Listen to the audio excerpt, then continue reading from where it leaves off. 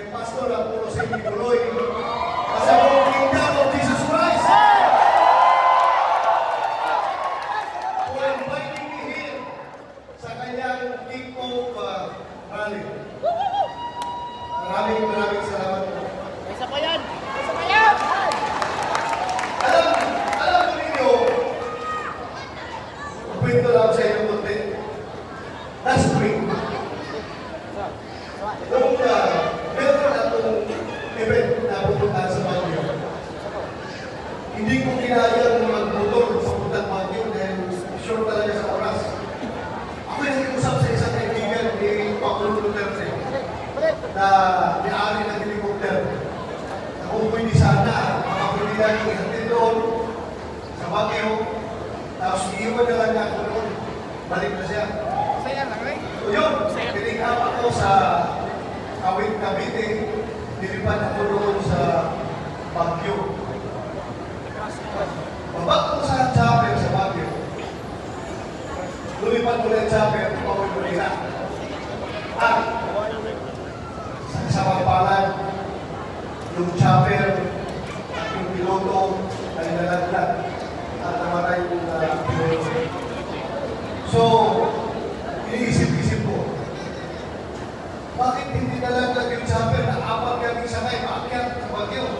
Bakit nalaglag siya nung isa na lang, piloto na lang sakay, mababa pa? So, I realize na siguro meron pang mission si Lord para sa akin. At yung mission na yan, I am sure, gusto niya ipagpatuloy ko yung ating laban. Ating laban, hindi ko gusto na laban. Laban natin lahat ito. Laban sa droga. Laban sa kriminalidad. Laban sa korupsyon. Alam mo ninyo, yung droga, giveaway, basta bigyan natin ng tsansa. Siguran na, kung atin ang mga ganyan, kaya-kaya natin yan. Yung kriminalidad, kaya-kaya natin yan. Kung atin ang mga ganyan.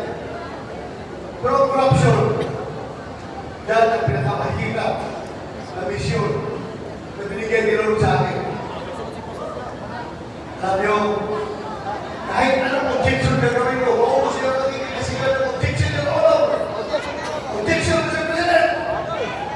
Kahit na hindi niya pakinggan, kahit na walk out tayo, pakita natin galit tayo, walk out tayo, galit yan sa proceedings, walk out tayo, wala pa rin nangyayari. Dahil, makasuporta ko nun sa aking laban na yun, si Senator Bungo at si Senator Ruben Padilla. So kung magbutuhan, tatlo lang kami, tago pa rin. So useless yung aking sumikap. Ay, hindi naman ako useless, pero sayang. Hindi siya talagang hindi natin naman ating kagustuhan. Kaya ako ngayon naging kausap sa inyo. Ako sa kaliman, ako'y tulungan ninyo makabalik sa Senado. Masusurtihin, manalo.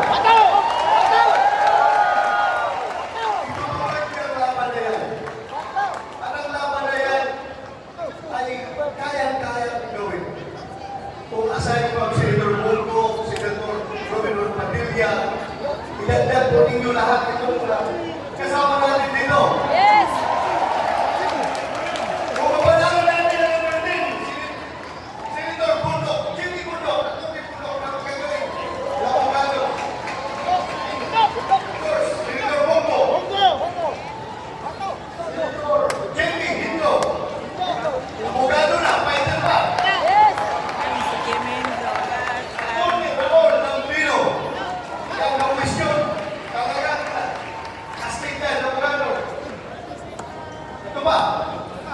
Congressman Dante Marcolita. Of course, ang ating pinakamamahal. Kahit na nasa politika na siya, kaya nagbayad na siya ng kanyang kandidacy. But still, he refused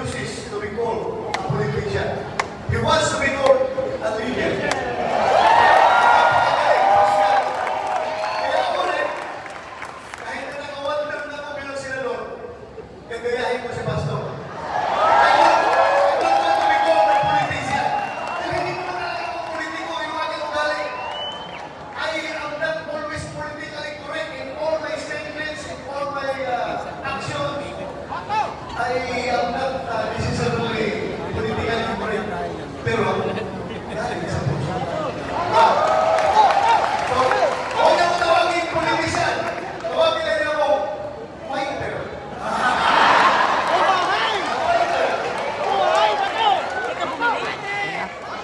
Wala ko ng video. Tony, Rick, Yes.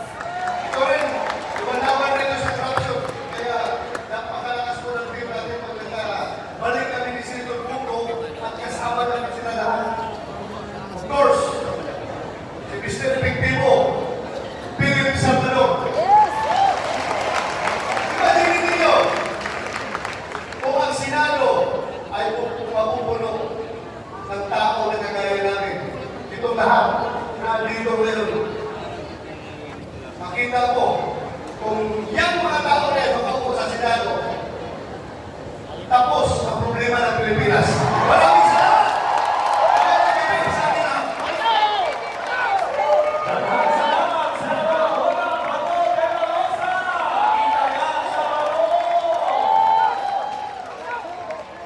PDP. Hinahangad na ito suportahan ang Pilipinas Duterte Senatorial Line Up! Ikakampanya mo natin silang lahat! Kabalikot. Kanilin Bisaya. Nakalimutan ko pala, pasensya na. Isura ko sa advertas ko. Alam mo kung bakit naubos ang problema natin sa insurgency sa Pilipinas? Ako ay I would like to give credit to Colonel Allen Capuya.